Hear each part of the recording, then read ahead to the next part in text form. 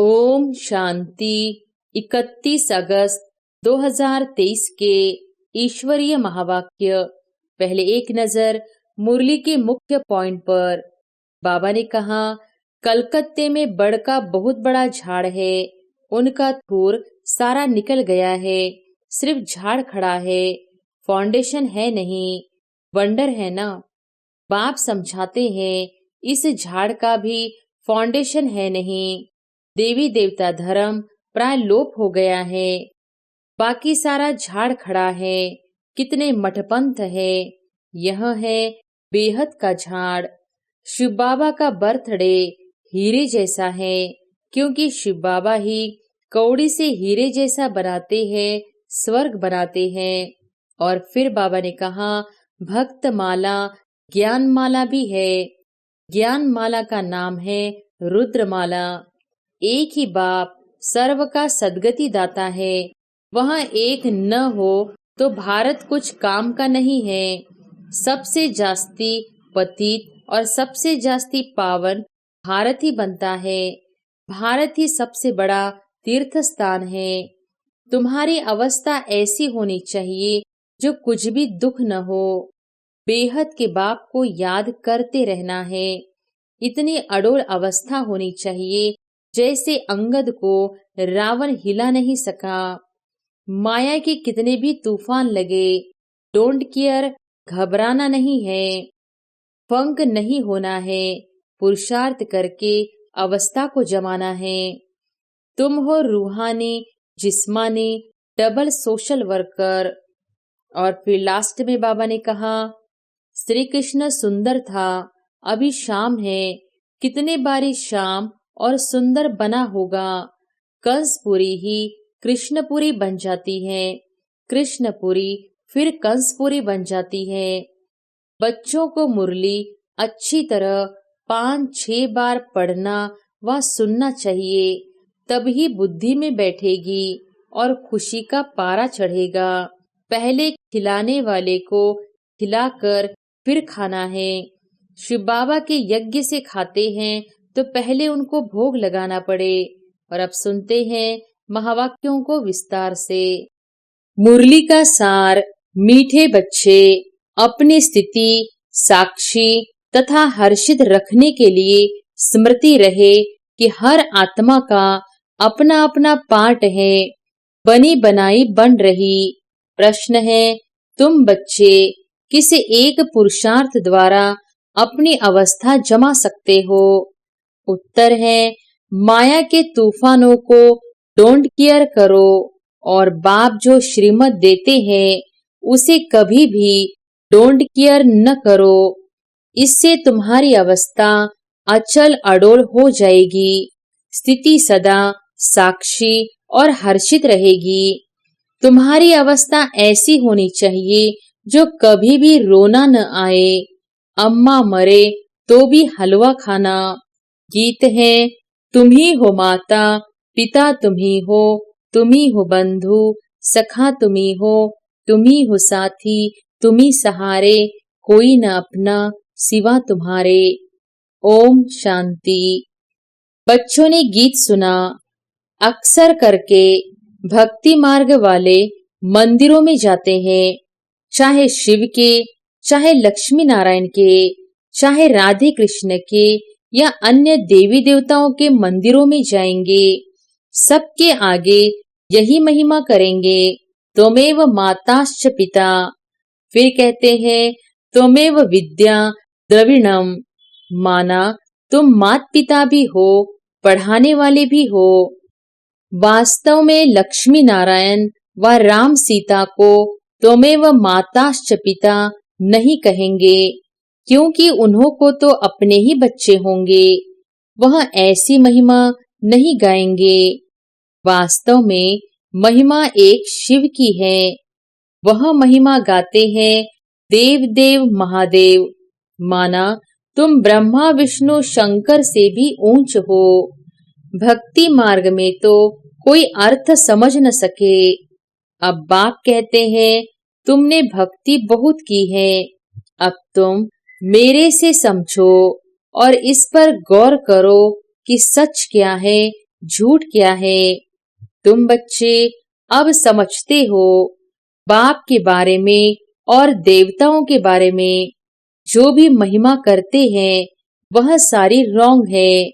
अभी जो तुमको मैं समझाता हूँ वही राइट है। बच्चों को समझाते हैं यह उल्टा वृक्ष है, इसका बीज है परमपिता परमात्मा। वह ऊपर में रहते हैं, वह तो चैतन्य बीज है ना।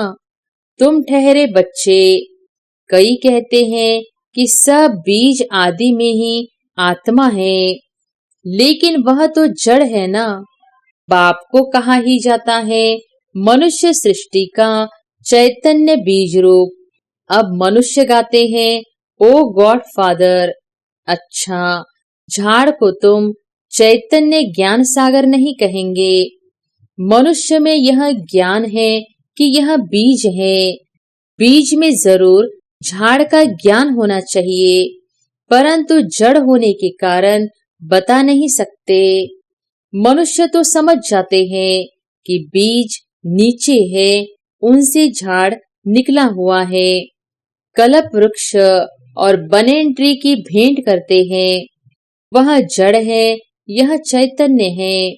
कलकत्ते में बड़ का बहुत बड़ा झाड़ है, उनका थूर सारा निकल गया है, सिर्फ झाड़ खड़ा है, फाउंडेशन है नहीं। वंडर है ना। बाप समझाते हैं इस झाड़ का भी फाउंडेशन है नहीं। देवी देवता धर्म प्राय लोप हो गया है, बाकी सारा झाड़ खड़ा है। कितने मठपंथ है। यह है बेहद का झाड़। बेहद का बाप बैठ समझाते हैं। बाबा लिखते भी है शिव बाबा का बर्थडे हीरे जैसा है, क्योंकि शिव बाबा ही कौड़ी से हीरे जैसा बनाते हैं, स्वर्ग बनाते हैं। अभी तो भारत कितना कंगाल बन गया है।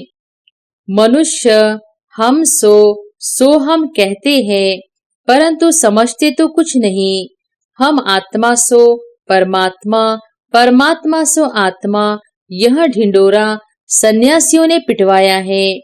तुम अर्थ सही जानते हो। हम सो ब्राह्मण बने हैं, फिर हम सो देवता बनेंगे, फिर हम सो क्षत्रिय वर्ण में आएंगे।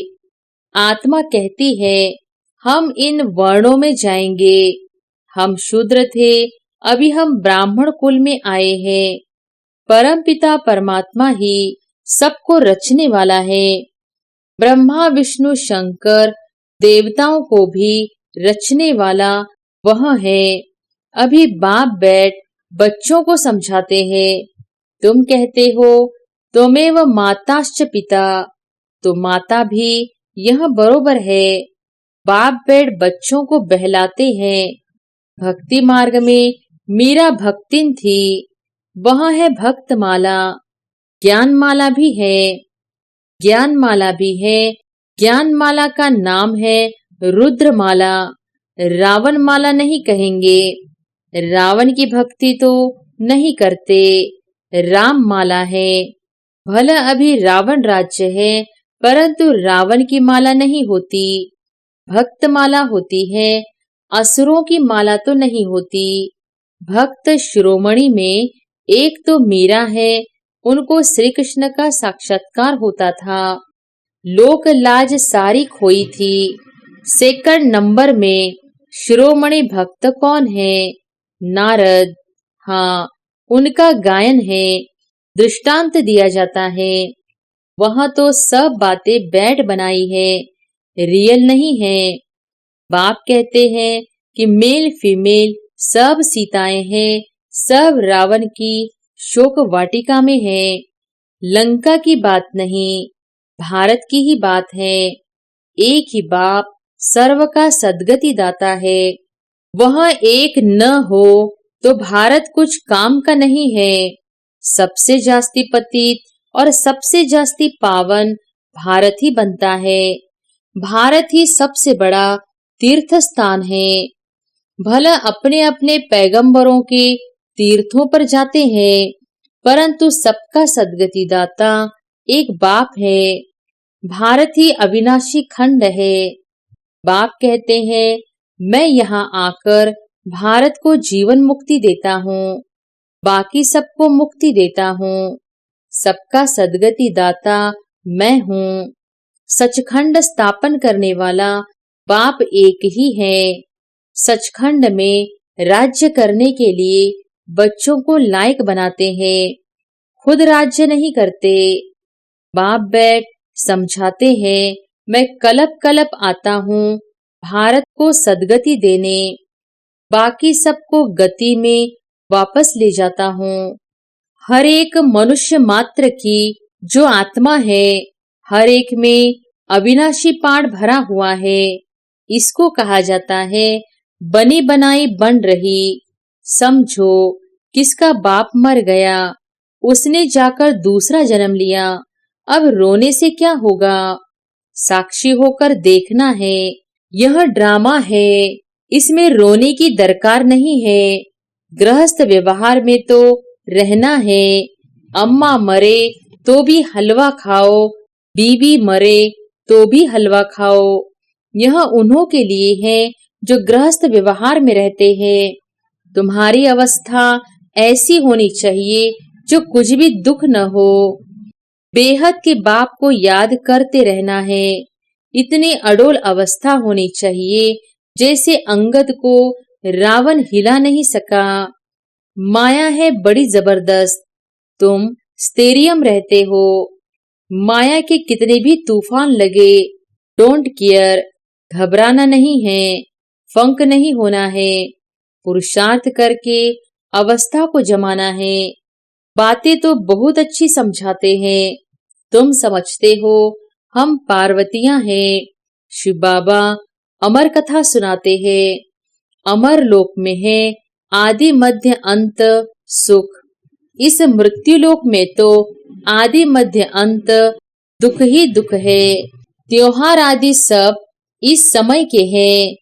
लक्ष्मी नारायण आदि का कोई त्योहार नहीं। वह क्या सर्विस करते हैं। तुम ब्राह्मण बहुत सर्विस करते हो। देवताओं की आत्मा को सोशल वर्कर नहीं कहेंगे, न जिस्मानी न रूहानी। तुम हो रूहानी जिस्मानी डबल सोशल वर्कर। अच्छा, मनुष्यों को नष्टो मोहा बनने में मेहनत लगती है, क्योंकि उनके पास कोई एम ऑब्जेक्ट नहीं है। यहाँ तो तुमको प्राप्ति बहुत है, तो बहुत नष्टो मोहा होना चाहिए ना। एक बाबा के साथ योग लगाना है। बाबा, ओ मीठे मीठे बाबा, आपको हमने पूरा जान लिया है। आगे तो सिर्फ कहने मात्र गॉडफादर कहते थे, अभी तो आप आए हो फिर से स्वर्ग की राजाई देने। यह कलयुग तो कब्रिस्तान होने वाला है, इसलिए हम इसको क्यों याद करें। बाप कहते हैं, इस कब्रिस्तान में गृहस्थ व्यवहार में रहते मुझे याद करो। यह तो बहुत सहज है।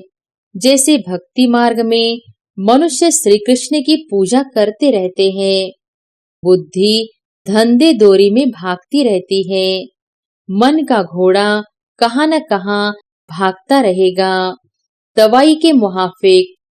बाप कहते हैं कि शरीर निर्वाह करते बुद्धि का योग मेरे साथ लगाओ।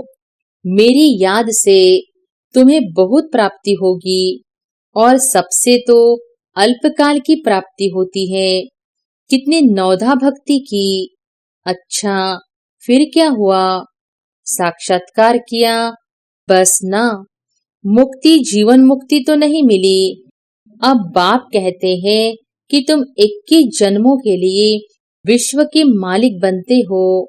स्वर्ग में गर्भ भी महल होता है, यहाँ तो गर्भ जेल है। लोग श्री कृष्ण जन्माष्टमी आदि कितना धूमधाम से मनाते हैं।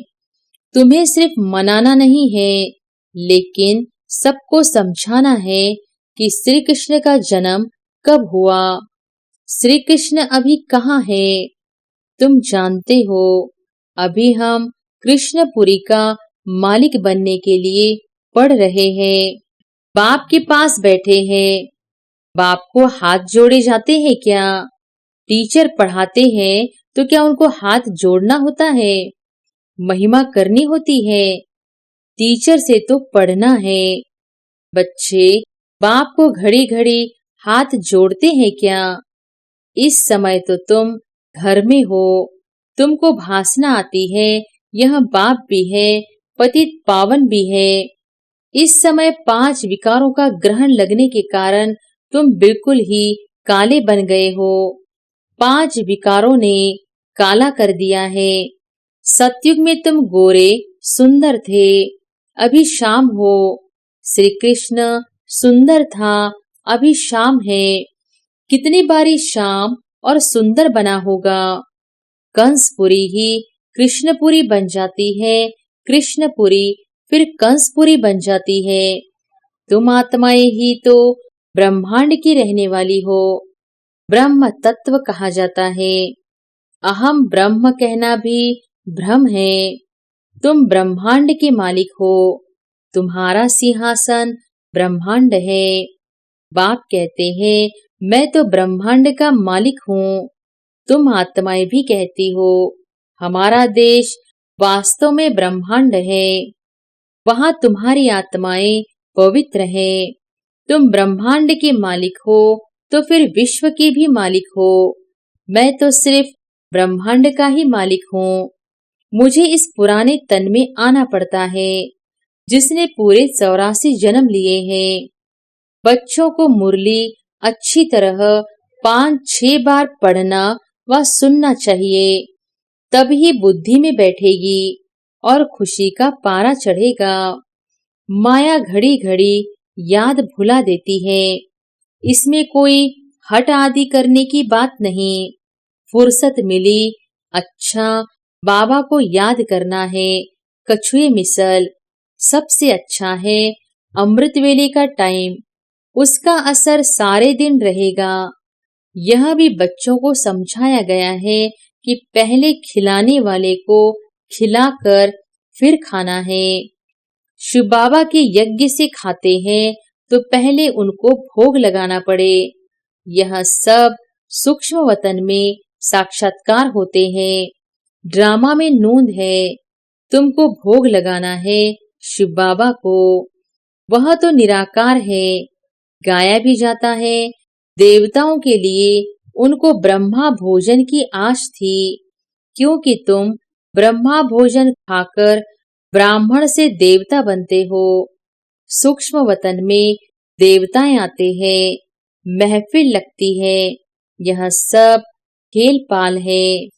अच्छा मीठे मीठे सिकिलधे बच्चों प्रति मात पिता बाप दादा का याद प्यार और गुड मॉर्निंग।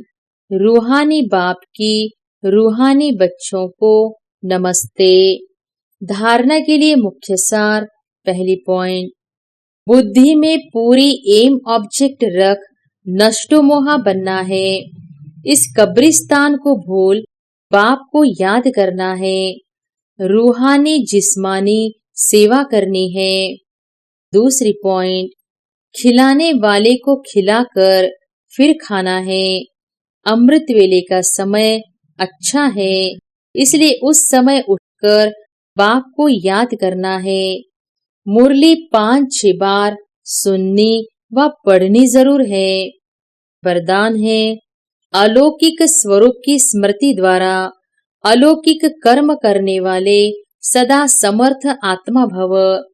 अलौकिक स्वरूप की स्मृति द्वारा अलौकिक कर्म करने वाले सदा समर्थ आत्मा भव।